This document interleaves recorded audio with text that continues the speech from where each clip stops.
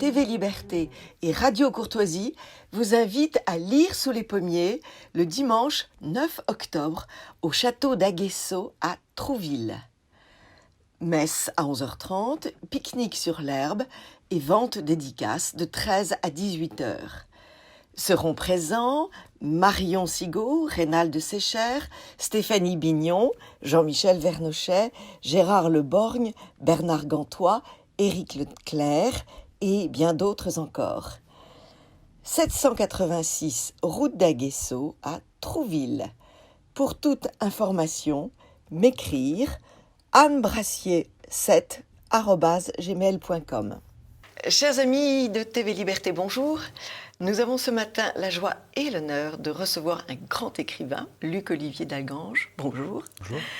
Vous êtes venu à ce micro et vous avez enchanté notre public avec L'âme secrète de l'Europe, œuvre, mythologie, cités emblématiques, et c'était chez L'Harmattan. Et vous avez aujourd'hui coécrit avec Philippe Barthelet Terre lucide, entretien sur les météores et les signes des temps. Et c'est aussi publié à L'Harmattan dans la belle collection Théoria. Alors, pourquoi un livre? C'est un livre d'entretien qui est placé sous le signe et l'amitié, j'ai envie de dire, et l'admiration de Joseph de Maistre. Oui. Alors, quand on a la chance, disons, de ne pas être la proie d'une outrecuidance égalitariste, on aime à se placer sous l'égide protectrice d'un plus grand que soi, d'un plus ancien que soi, et de lui rendre hommage et de suivre la voie qu'il nous a donnée. Et Joseph de Maistre, évidemment, par excellence, c'est l'auteur qui est le plus radicalement anti-moderne, mais c'est celui qui peut nous parler le plus immédiatement possible, c'est ça qui est alors même que nous sommes des modernes malgré nous. Oui. Nous ne sommes pas des modernes voulus modernes, ça c'est les pires, nous sommes des modernes malgré nous, et Joseph de Maistre peut s'adresser à nous de façon très, très directe, comme d'ailleurs il l'a fait comme il a été reçu par Baudelaire d'ailleurs, puisque Baudelaire, qui est le grand poète par excellence de son siècle et du siècle suivant, a eu comme maître Joseph de Maistre, dont les soirées de Saint-Pétersbourg étaient à son chevet, auquel il se référait constamment. Alors, puisque nous l'aimons, citons-le. Ce qu'il faut faire, ce n'est pas une révolution contraire, mais le contraire d'une révolution. Ce qu'il faut écrire, c'est non pas de la littérature contraire, mais le contraire de la littérature. Oui, alors ça, c'est l'idée centrale de Joseph de Maistre. C'est-à-dire qu'effectivement, lui qui considérait la Révolution française comme un mal absolu, il ne se contente pas d'une contre-révolution, qui ne serait jamais qu'une suite. Il y a eu la réforme, il y a eu la contre-réforme, il y a eu la révolution, et il y aurait la contre-révolution, mais ça serait que des effets de causalité qui se suivraient les uns des autres, sans jamais échapper à une sorte de fatalité. Alors que le contraire d'une révolution, ça serait précisément de retrouver le commencement, de retrouver les formes, de retrouver, au-delà de la destruction des formes, ce dont les formes naquirent, c'est-à-dire le feu. Le feu premier. Le feu premier. Et le feu divin. Alors, on va présenter aussi le second, celui avec qui vous conversez, Philippe Barthelet, qui est donc grand chroniqueur à Valeurs Actuelles, grand critique littéraire, et qui a notamment écrit un livre d'entretien avec Gustave Thibon, un livre sur Saint-Bernard. Voilà, quelque chose d'autre, selon vous. Un grand ami pour vous. Oui, c'est un très grand ami, et c'est surtout à son initiative et par lui que ce livre est né. Il est né de nos promenades, comme vous avez vu, de brasserie en brasserie, de terrasse en terrasse, de saison en saison, d'heure en heure. De nuage en nuage. De nuage en nuage, de nuance en nuance, puisque l'étymologie du mot nuance, ça vient des nuages. Donc, voilà. Et puis c'est l'auteur aussi du roman de la langue, qui était paru chez Pierre-Guillaume de Roux en 7 volumes, et qui sont une suite de chroniques qui ravivent le sens des mots. Le sens des mots qui a tendance à s'étioler, à s'éteindre, à devenir écorce morte par l'usage ou le mauvais usage qu'on en fait, mais qui demeurent des sortes de possibilités presque magiques. Enfin, un mot, si on le laisse éclore, il ouvre à des infinis de sensibilité et de choses intelligibles en même temps. Enfin. Ce qu'il y a d'intéressant dans cette conversation, c'est que vos deux pensées, souvent sœurs, se font progresser, se nuancent, et que donc cette conversation est d'un très haut niveau et vous procurera, chers amis de TV Liberté, de grandes joies, comme elles m'en ont procuré. Alors, puisque vous avez comparé Luc Olivier d'Algange, les premières phrases de certains romans, pour montrer les différences, je me suis dit, il faut que je commence l'émission en lisant votre texte et les téléspectateurs se rendront compte de la valeur de votre plume. Nous sommes dans une conversation sur la littérature, l'art en général, la sacro-sainte démocratie, le modernisme déréglé, et bien sûr le rapport avec le sacré, puisque l'art, c'est cette passerelle entre le sacré et notre terre. Alors, nous vous écoutons, Luc Olivier. Haïssant l'ombre et le secret, le moderne abomine pareillement l'éclat qui danse sur les ombres, qui rebondit en poussière d'or sur les zones ombreuses. Le triomphe du traduit du ne s'explique sans doute pas autrement. L'éclat de la langue française est devenu insupportable aux Français. C'est ainsi qu'ils ne lisent plus que des œuvres traduites, ou qui semblent l'être, et que les livres traduits qui avaient le bonheur de se couler dans les mots de la tribu, ils les font retraduire pour éloigner l'éclat, le joyeux et insolent éclat de la langue française qui vole sur les ombres. On nous parle d'une traduction d'Ulysse de James Joyce, alors que celle dont nous disposons est de Valéry Larbaud et de James Joyce en personne. Il semblerait que la langue française ne fût supportable à nos contemporains que filtrée, pour ainsi dire, désactivée. Plus généralement, les écrivains ne reçoivent l'imprimature du monde culturel que s'ils consentent à couper les ailes de leurs phrases.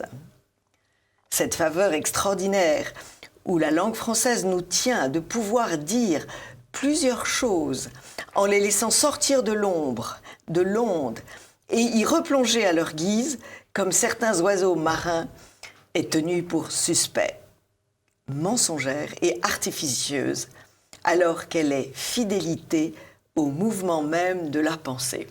J'aime beaucoup ces phrases, parce qu'il y est question d'ondes, d'ombre, de lumière, d'oiseaux marins qui plongent pour, en quelque sorte, trouver le bon mot, comme les oiseaux. Vous définissez merveilleusement la vraie littérature. Alors, que se passe-t-il aujourd'hui dans notre monde littéraire ? Nous allons avoir une volée de prix, là, bien prochainement. Oui, alors j'avoue que je ne suis pas très au fait de ce qui s'y passe, mais le peu que j'en entrevois... voilà. Après, un livre, c'est une rencontre, c'est-à-dire qu'on est sollicité par le titre, on ouvre le livre au hasard, on voit une phrase qui nous fait signe, qui nous parle. Qui résonne.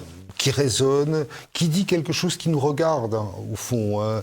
L'œuvre nous regarde. Qui nous pénètre. Voilà. Et la plupart du temps, on a l'impression que ce sont des livres calibrés, formatés, écrits dans un style, en effet, dont les ailes ont été coupées, qui est conforme à la lecture d'un magazine, et dont, par surcroît, les correcteurs dans les maisons d'édition se sont chargés d'exclure toutes les bizarreries, toutes les étrangetés, voilà, tout ce qui est coruscant. Cela s'inverse d'ailleurs. Maintenant, on trouve dans les magazines des plumes. Oui. Les plumes se réfugient dans les magazines, voilà, finalement. oui. Ou parfois dans la littérature dite de genre, oui. Les romans policiers qui osent encore parfois échapper au... Oui. Mais ce pouvoir de la... Alors comment expliquez-vous ce contraire de la littérature que nous recommande Joseph de Maistre? Il faut... Alors l'idée, au fond, c'est, je crois, que le danger qui nous guette, c'est de devenir des hommes de lettres. Et au fond, d'avoir une mentalité d'homme de lettres, vétilleux, contrôlant le nombre de fois où on a été cité, et d'en faire une fonction. Alors que écrire doit être un retour... au fond, il faut avoir le sentiment de tout recommencer au moment où on écrit. De tout recommencer avec des réminiscences, avec des ressacs, avec des ressouvenirs, et d'échapper à la littérature en tant que spécialisation. Enfin, toute spécialisation est quand même une forme de... incline à la bêtise. Enfin, dès qu'on est spécialisé dans quelque chose, on se met des œillères, tout le reste échappe, et par la force des choses, si diligent et subtil et érudit qu'on soit, on finit quand même par témoigner d'une certaine forme de bêtise ou d'étroitesse. Vous montrez que le roman balzacien n'est plus accepté aujourd'hui. Oui. Alors, il est officiellement refusé. Oui, officiellement, bien sûr. Parce voilà. Que dans la réalité, il se vend toujours. Ah oui, les gens le lisent. Évidemment. Ouais. Oui, mais c'est ça d'ailleurs. On remarque d'ailleurs que les œuvres qui sont refusées sont les œuvres qui persistent dans le temps. Toutes les œuvres qui sont refusées persistent dans le temps, alors que les œuvres qui sont acceptées coulent dans le néant au bout de 3 semaines. Donc, il y a une sorte de justice immanente qui fait que les textes, au fond, qui résistent, même qui ont une difficulté, qui sont un peu difficiles à lire, ou un peu longs, ou un peu termes, enfin, qui résistent à la lecture, résistent aussi au temps qui passe. Oui. Oui. Vous parlez même de civilisation qui se démode. Oui. Civilisation jetable. Oui, tout est dans un... Il y a un goût extraordinaire du lisse, de l'aseptisé, du contrôlé, du planifié, du lyophilisé, de ce qui manque de présence réelle. De ce qui va plaire au plus grand nombre. De ce qui va plaire au plus grand nombre, qui au fond, auquel on l'impose, au fond, parce que finalement, ce que vous disiez très justement, c'est que si on prend un individu, une personne réelle, dans la vie réelle, et qu'on lui lit un beau texte, et qu'on lui lit des vers de Racine, il est sensible. Il y est sensible, absolument. Oui, parce que, à condition qu'il ait le sens de la musique, à condition qu'il ait une oreille. Voilà. Et en fait, on a l'impression que nos contemporains n'ont plus d'oreilles. Oui. C'est normal, parce qu'ils entendent tellement de basses. On les assourdit, ils se promènent avec des... Oui. Alors, ce qui est très très joli aussi chez vous, c'est le sens du symbole. Il n'y a pas un mot chez vous qui ne débouche sur le symbole ou qui n'annonce un symbole. Oui, c'est-à-dire que ça, c'est presque une complexion naturelle. C'est-à-dire on a tendance à voir les êtres, les choses comme des symboles, les phénomènes de la nature comme des symboles, les mots eux-mêmes, et la vie elle-même comme quelque chose qui symbolise, c'est-à-dire au sens étymologique, symbalein, c'est symboliser, c'est aller avec. C'est le contraire du diabalein qui divise, qui sépare, du diable, qui sépare le symbole, au fond, unit le sensible et l'intelligible, unit la chose perçue immédiatement à quelque chose qui est au-delà d'elle et qui appartient au sacré. Donc la littérature est nécessaire. Oui. Je pense que presque tous les grands écrivains, alors peut-être que c'est subjectif, enfin c'est les grands écrivains qui le sont pour moi, ont quand même une relation avec le sacré, avec l'invisible, avec le symbole. Balzac au premier chef. Bien sûr.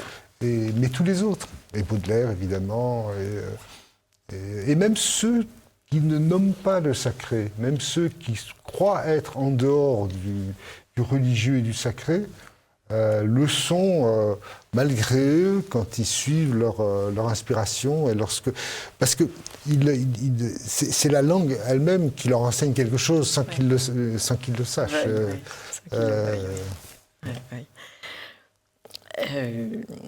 Si nous perdons l'âme du monde, ou plus exactement, si l'âme du monde est perdue pour nous, nous perdons en même temps notre âme et le monde. Oui. Voilà, c'est les œuvres que j'aime, disons, sont des initiations à percevoir, à reprendre contact avec l'âme du monde, à en percevoir les manifestations dans la nature,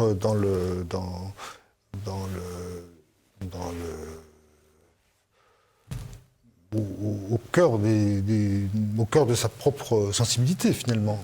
Et l'âme du monde, c'est Virgile qui parle de l'âme du monde, entre autres. Oui. Et c'est ce qui est entre le monde sensible et le monde intelligible. C'est-à-dire c'est ce qui fait gradation entre le monde sensible et le monde intelligible. C'est le monde de l'imagination, c'est là où c'est l'âme du monde, c'est là d'où viennent les dieux. Les dieux sont ceux qui adviennent, c'est-à-dire qu'ils adviennent d'où? Ils adviennent de l'âme du monde, pour nous en parler et pour en témoigner. Et notre propre âme, évidemment, est en corrélation avec l'âme du monde. Or, nous vivons, et vous citez Max Weber, ce qui est très intéressant, la science moderne doit désenchanter le monde. Donc c'est voulu, voulu de nous faire perdre notre âme et celle du monde. Je crois que c'est voulu, je crois qu'il y a le moderne par fatalité qui subit la modernité, et il y a le moderne voulu moderne qui veut effectivement désenchanter le monde, scinder les symboles et nous faire vivre. Par exemple, il y a un lieu commun qu'on entend très souvent, c'est que la technique est neutre. C'est-à-dire qu'on peut en faire bon usage ou mauvais usage. Elle peut être utilisée à bon escient ou à mauvais escient. Mais je pense qu'elle est née elle-même d'un mauvais escient. C'est-à-dire que les techniques, c'est Heidegger qui disait l'essence de la technique n'a rien de technique, mais les techniques naissent d'un projet. C'est-à-dire que au temps où on voulait construire des cathédrales, on a inventé effectivement l'arc-boutant. Et au temps où on veut contrôler les gens, uniformiser et baisser les coûts de production. Voilà, on invente la technique qui permet qui permet le contrôle, qui permet la planification, qui permet la quantité. La quantité, voilà, c'est l'objet de série aussi. Oui, c'est l'objet de série. C'est l'objet de série. Alors, vous avez une image très amusante. Vous racontez qu'il y a eu, dans un article de Science et Vie, on se glorifie d'avoir inventé un cafard, un robot cafard, qui a la faculté d'interagir avec les cafards vivants et même de devenir leur leader. Alors, évidemment, vous faites une comparaison avec les humains qui deviennent eux aussi des cafards dirigés par un robot cafard. Ah oui, c'est absolument effrayant. Et puis vous parlez aussi du bipède sans plume, ce poulet qu'on a réussi à faire naître sans plume pour accélérer la production et le traitement pour en faire des aiguillettes. Voilà, et on voit à quoi sert la technique, quel est son dessin, qui est au fond effrayant. Alors, très vite, on va continuer sur l'art tout de même, parce que avant de parler de la société contemporaine, vous êtes effaré du kitsch qui prend de plus en plus de place dans notre société et qui n'a aucun rapport avec l'art. Oui, alors le kitsch, oui, qui se répand partout. Oui, je pense que ça serait presque, si on voulait faire une définition des temps modernes très lapidaire, on pourrait dire que c'est un temps kitsch. Oui. C'est un temps fondamentalement kitsch. C'est ça, oui. Et même dans les idées, il a des idées kitsch. Oui. C'est-à-dire tout le sentimentalisme moderne, toutes ces vertus chrétiennes tordues et devenues folles, comme disait Chesterton, et enfin, tout ce qu'on voit. C'est même pas la peine d'énumérer. Enfin, je veux dire, Philippe Muret serait découragé maintenant. Enfin, il croulerait. Il croulerait. Et tout ça, c'est quand même du kitsch. Et c'est Gogol, je crois, qui en avait parlé très bien. Il nous reste, vous écrivez, notre souffrance est sans excuse, rien ne demeurera si ce n'est le bruit de la géhenne. Et ça nous citait Kundera. Le kitsch, c'est la station de correspondance entre l'être et le néant. Oui, exactement. C'est quand même bien dit. Ouais, c'est exactement une ça. Formule redoutable. Oui, c'est exactement ça. C'est ça qui est extraordinaire, c'est ce que j'aime dans vos conversations, c'est que vous ne faites pas de littérature, vous cherchez le mot exact pour décrire une situation exacte. Et il y a, à tous les coups, il y a une adéquation inouïe. Et ça, pour le lecteur, c'est extrêmement satisfaisant. Alors, il faut dire que vous avez une culture immense. J'ai appris qu'absurde voulait dire sourd, parce que vous faites de l'humour sur l'absurdité, et vous dites que le absurde veut dire sourd, qui ne rend aucun écho, qui ne rime à rien. Voilà, oui. Et c'est là où les expressions françaises coutumières, est-ce que ça rime à quelque chose ou pas, c'est très profond, au fond. Est-ce que ça rime ou pas? C'est-à-dire que, et là, effectivement, on entre de plus en plus dans un monde où rien ne rime à rien. Donc, rien n'est relié à rien, rien ne résonne avec rien. L'exemple le plus parfait étant Paris-Plage, où vous dites que personne n'a l'idée de plonger dans la Seine, alors que s'il y a une plage, il y a forcément la mer ou de l'eau à côté. C'est vrai, personne ne plonge. Non, ça serait un peu suicidaire. Oui, mais ça, c'est une véritable allégorie, non pas un symbole, mais une allégorie de la modernité. C'est-à-dire de nous promettre la baignade et de nous l'interdire en même temps. Exactement. Alors, il y a toute une partie aussi très, très intéressante sur le bien et le mal et la morale. La morale qui n'est plus, j'ai envie de dire, une matière que l'on apprend, mais qui est un impératif pour les sociétés commerciales, pour les sociétés industrielles, alors que c'est pas leur job et c'est pas du tout leur but, et que c'est un mensonge parfait quand ils vous disent qu'ils font ça pour votre bien. Ah oui. Alors ça aussi, oui. Ça, y compris les médicaments qui sont censés nous soigner. Oui. On est là, on est vraiment rentré dans le règne de l'antiphrase, c'est-à-dire que la valeur qu'on promeut, c'est celle dont on nous prive, littéralement. Et chaque fois, ça c'est sans coup férir. Chaque fois, on nous prive de ce qu'on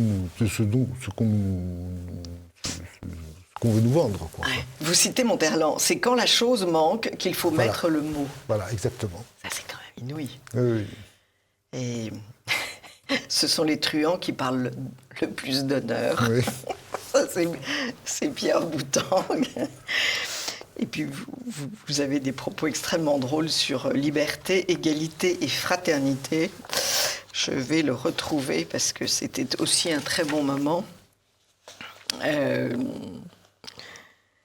Voilà, oui, quand un régime politique moderne proclame que le bonheur est une idée neuve en Europe, on peut être sûr que l'Europe ne va pas tarder à se couvrir d'échafauds et de champs de ruines. Oui. Alors, il y a c'est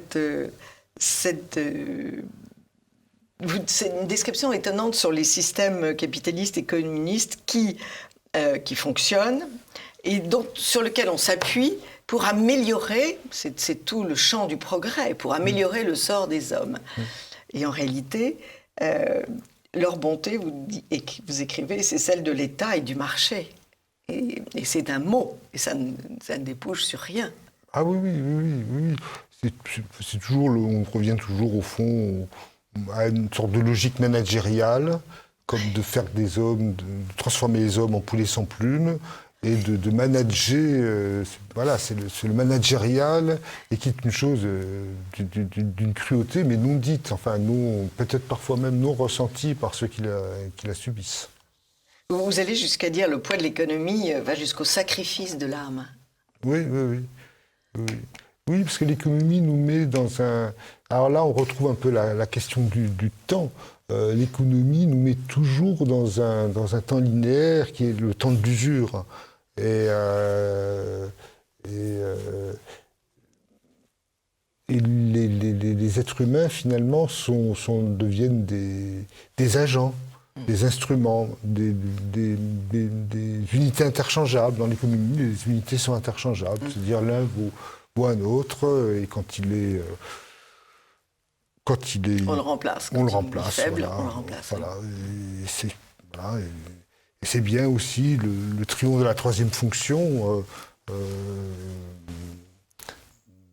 qui d'ailleurs se dévore elle-même. C'est-à-dire qu'au fond, ceux qui ont une vision la plus économiste ruinent l'économie la plupart du temps, en plus. Oui, c'est très étonnant. Oui, c'est-à-dire que plus ils ont un impératif d'efficacité et de rentabilité, plus ils finissent par tout ruiner. Et c'est terrible. Comment vous expliquez ça? Parce que c'est l'aspect mécanique de la chose. Oui. Et parce que l'économie n'est plus subordonnée ni à la fonction héroïque, ni à une fonction sacerdotale. Donc c'est une machine folle qui tourne sur elle-même. Elle n'est plus faite pour l'homme. Voilà, et alors en même temps, elle se nourrit de ses propres désastres, c'est-à-dire elle crée il y a un désastre et elle dit on va arranger ça, voilà. Voilà, exactement. On va augmenter les cadences, on va répartir l'argent. Voilà. Et donc c'est un phénomène, c'est comme si on prenait, c'est comme un poulet sans tête qui continue de courir. Voilà. Vous citez aussi l'osium qui est le contraire du négoce. Oui. Et le négoce, c'est le travail tout le temps. Osium, c'est le loisir. Voilà.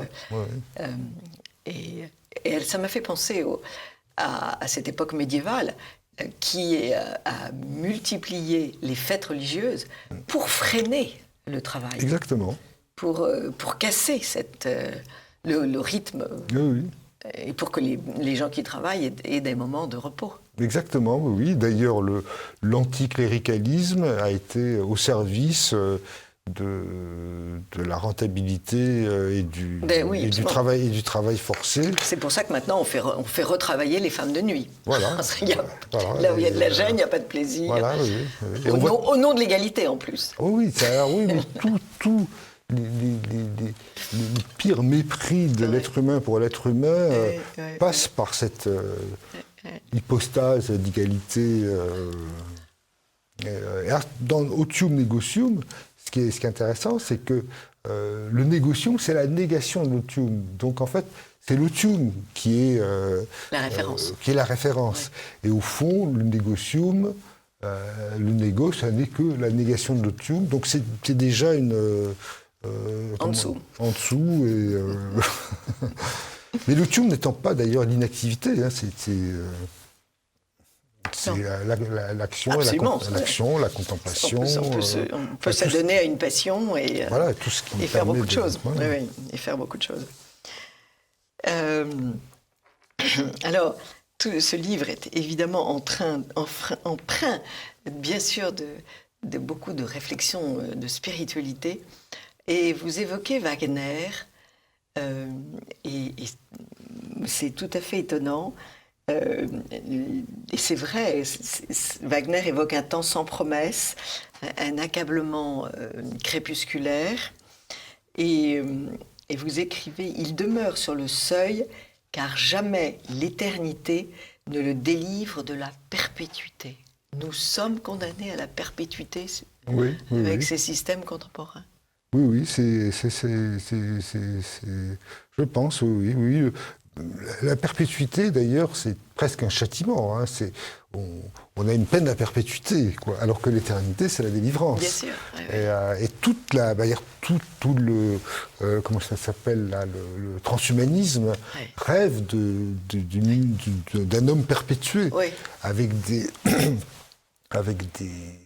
des ajouts, par tous les bouts. Voilà, un appareillage même cérébral, etc.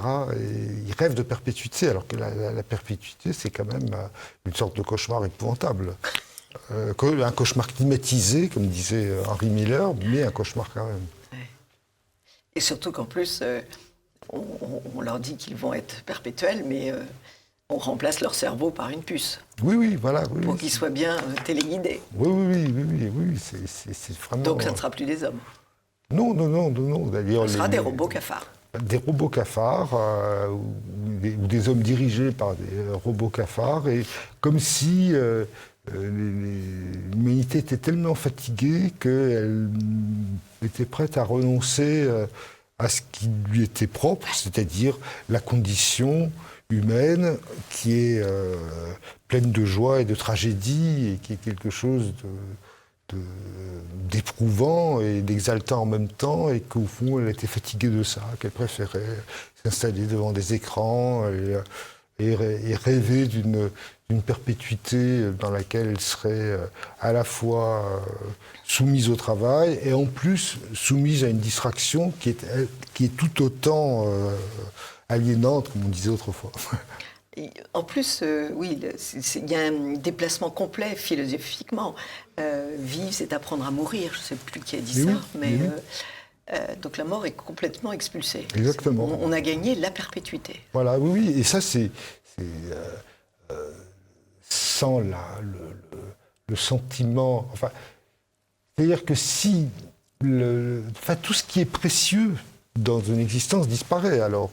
C'est-à-dire que ce qui rend précieux quelque chose, c'est que nous savons qu'elle est fugace, que le bonheur est fugace, et que nos vies sont fugaces, et que les vies de ceux que nous aimons sont fugaces, et ce qui nous les rend précieux. Et donc la joie est intimement liée au tragique, c'est-à-dire que si nous voulons faire l'économie de la tragédie, nous perdrons la joie à jamais. C'est ça qui est terrible. En faisant l'économie de la tragédie, on perd la joie. Alors, vous avez des propos très révolutionnaires et antidémocratiques quand vous citez les évangiles qui font la démonstration que la parole d'un seul l'emporte sur celle d'une foule. Ça, je n'avais jamais pensé à ça. Oui, toujours. Héraclite disait ça aussi, d'ailleurs. La parole d'un homme vaut plus que celle de 10 000, s'il est le meilleur. Rivarol l'a dit aussi. Rivarol. Oui. C'était écrit sur sa ville natale. Un jour, je suis obligée de m'arrêter et je vois une plaque avec je me souviens plus du texte, mais que la parole d'un seul vaut autant que la parole d'une foule. Mais ça, c'est une idée qui est en train de disparaître, puisque... Oui, c'est pas une idée... C'est toujours la majorité, même si c'est pour une idée crétine. C'est pas une idée... Si une majorité vote pour une idée crétine, il faut la prendre. Oui. Alors que dans la réalité, une foule ne nous dit jamais rien. C'est toujours une personne qui nous dit quelque chose. Oui, oui, oui. C'est celle qui la dirige qui dit quelque chose. Voilà, oui, oui. C'est le mot de Monterland, qui n'était pas, comment dire, un démocrate forcené, qui disait, dès que les hommes se rassemblent, ils travaillent pour quelque erreur. C'est-à-dire que plus on ajoute, plus le nom s'accroît, plus les erreurs des uns s'accroissent des erreurs des autres, et pour faire une somme soit d'erreurs, soit de confusion, enfin de confusion, voilà, quelque chose d'inepte et absurde au sens où c'est sourd, quoi, où c'est... Et puis il y a cette effroyable conséquence de l'esprit d'égalité. Nous sommes tous des artistes, nous sommes tous des écrivains, bien sûr, n'importe qui prend la plume. Nous sommes tous des écrivains, des artistes. Nous irons tous au paradis. Oui. Chanson, mais c'est la réalité. Oui, c'est la réalité dans la pensée de nos contemporains. Oui, oui. D'ailleurs, c'est une réalité qui me paraît tellement surprenante, au fond. Enfin, c'est une idée qui me paraît... en fait, surprenante. C'est-à-dire que, alors que le bonheur de nos existences, c'est de pouvoir admirer, par exemple. L'admiration, c'est quelque chose de merveilleux. C'est-à-dire que c'est ce qui m'a porté depuis toujours. C'est-à-dire que... Et sans admiration, il n'y a pas non plus d'amour. Et sans admiration, il n'y a pas non plus d'amitié. Donc cet égalitarisme où chacun, en plus, va être plus égal que l'autre, enfin... répand un monde d'érélictoire. C'est quelque chose de grande déréliction. C'est-à-dire que si tout le monde est artiste, eh bien, donc tout le monde l'est, donc personne ne l'est. Et c'est une... Et surtout, ça nous prive de l'amour et de l'amitié, au fond. Et ça s'apprend, l'admiration, ou pas? Moi, je pense que c'est vraiment le grand drame. J'en parle souvent dans mes émissions. Je pense que c'est le grand drame de notre temps, c'est l'absence de gratitude et l'admiration. Gratitude pour nos ancêtres, gratitude pour ceux qui nous ont élevés, enfin bref. Et l'absence d'admiration. Oui, la gratitude. Je pense que c'est les deux dragons de notre temps qui ruinent tout. Oui, exactement. Qui brûlent tout. Oui, c'est une façon de se priver soi-même de la gratitude, évidemment. C'est le sentiment le plus,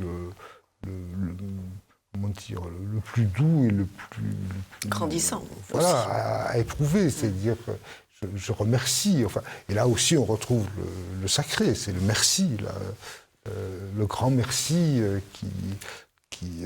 et de gratitude même à l'égard, alors évidemment de tout ce qui précède, qui est tellement mieux que ce que nous sommes condamnés à être, la plupart du temps, mais de gratitude immédiate à l'égard des êtres et des choses, à l'égard justement d'un paysage nuageux. C'est d'ailleurs ça qui rend la vie belle et heureuse. Oui. Parce que s'il n'y a ni admiration ni gratitude, et c'est pour ça que je trouve que nos contemporains sont très violents. Oui. La violence se déchaîne. Ah oui, c'est privé d'admiration et de gratitude, qu'est-ce qui reste? Il reste effectivement la pure...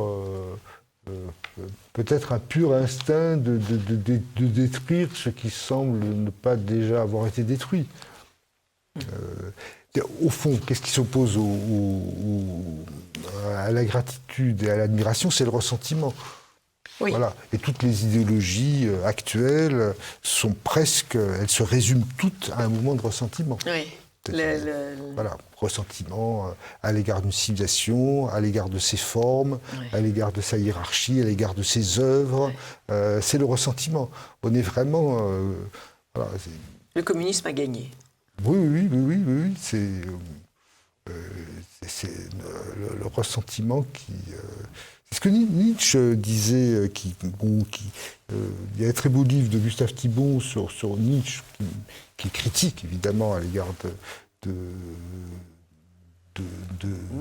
Nietzsche.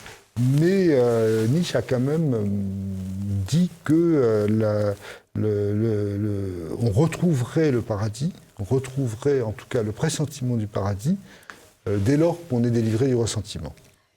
Et ce qui est presque christique, au fond. Absolument. Voilà, donc. Bon, les caricatures sur Nietzsche sont pléthores, et en fait, il était infiniment plus près du ciel qu'on ne le croit.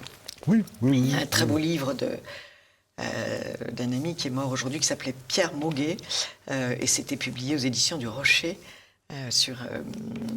qui a étudié, dans une anthologie de citations assez étonnantes et très bien choisies, cette proximité. Ah oui. Et quand Nietzsche dit « Dieu est mort », c'est pour son temps et pas uniquement pour lui. Oui, bien sûr, oui. Oh, c'est un esprit tellement merveilleusement inquiet et en mouvement, au sens de inquiet en mouvement, qu'on ne peut qu'y trouver toutes sortes de signes d'intelligence et d'entretien possible d'ailleurs avec. Oui.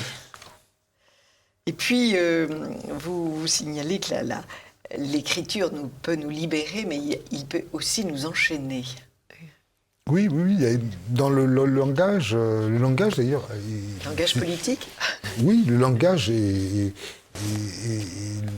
la chose la pire et la meilleure. Enfin, c'est-à-dire qu'elle est un risque. C'est-à-dire qu'on peut effectivement être enchaîné par les mots qui deviennent des mots idolâtrés et être soumis à un pire auquel, par exemple, les animaux qui ne parlent pas échappent. Voilà. Les oiseaux n'ont pas inventé... les valeurs de la République. Voilà. Les valeurs de la République. Voilà, donc, et c'est bien tout ça, c'est des mots. Ça a été fabriqué avec des mots. Ça a été fabriqué avec des mots. Le pire peut être fabriqué avec des mots. Vous citez Cocteau de façon très étonnante.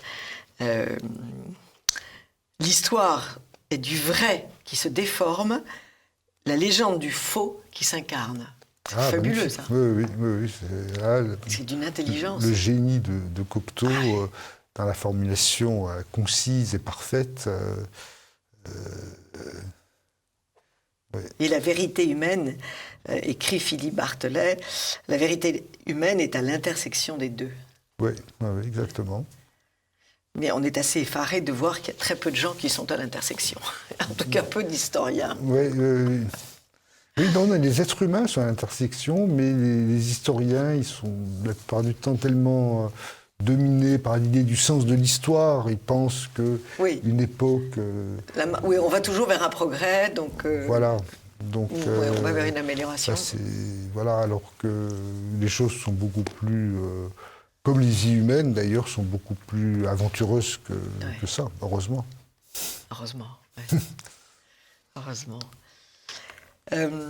Luc Olivier d'Algange et donc Philippe Bartelet, il me reste à vous remercier. Le titre, Terre lucide, vous voulez nous aider à voir la Terre comme elle est ? Oui, c'est-à-dire la terre lumineuse, c'est-à-dire qu'au fond, on ne voit la Terre que par le ciel, mais la Terre est l'empreinte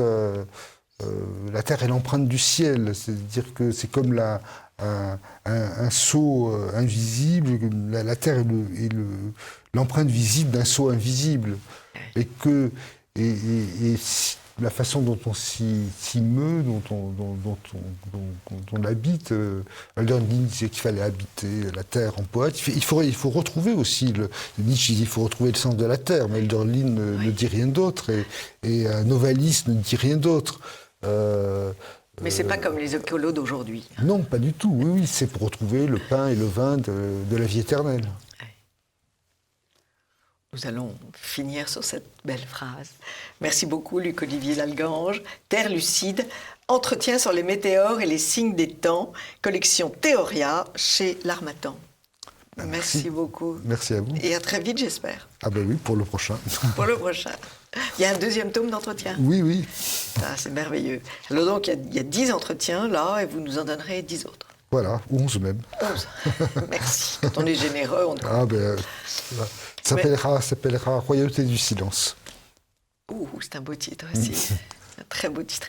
Mais en tout cas, chers amis, prenez le temps de lire ce livre, dégustez-le. C'est un très très vieux vin et c'est une invitation à retrouver le sens poétique des mots et leur signification vraie, alors qu'on vit en plein mensonge toute la journée. Et c'est donc un livre médicament. À très vite, chers amis de TV Liberté. Au revoir, Luc Olivier. Merci.